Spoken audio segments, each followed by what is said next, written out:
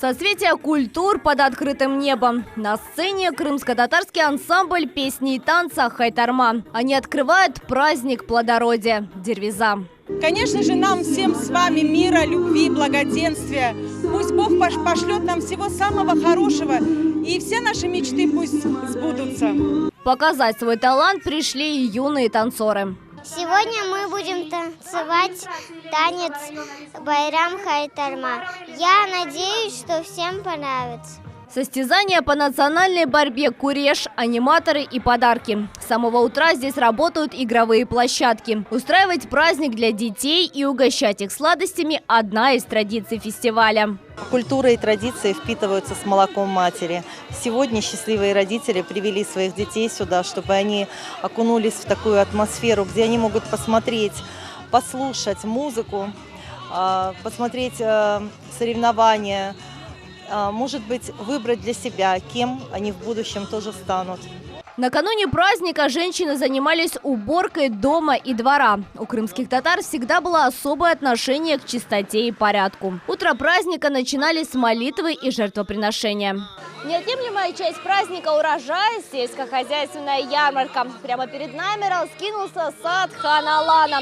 Здесь свежие персики, виноград и варенье собственного приготовления. На ярмарке свою продукцию представили более 30 предприятий. Попробовать может любой желающий. Все натуральное, полезное и сделано крымскими производителями. Также здесь представлена продукция нашими ассоциациями фермерскими и также кооперативами, потому что это направление сейчас очень поддерживается. И мы представили все направления сельхозтоваропроизводителей на этой выставке. А это ярмарка декоративно-прикладного искусства. Здесь представлены работы самых разных народов.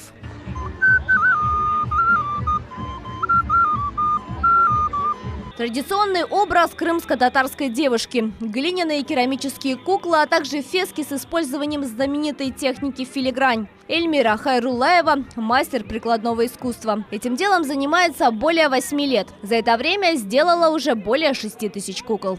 На манекенов шью и оформляю. А дочь моя, она лепит кукол сначала в типаже крымско-татарском. И затем, согласно истории костюма, одевает их. Вот. И ее работы есть в частных коллекциях, в музеях мира.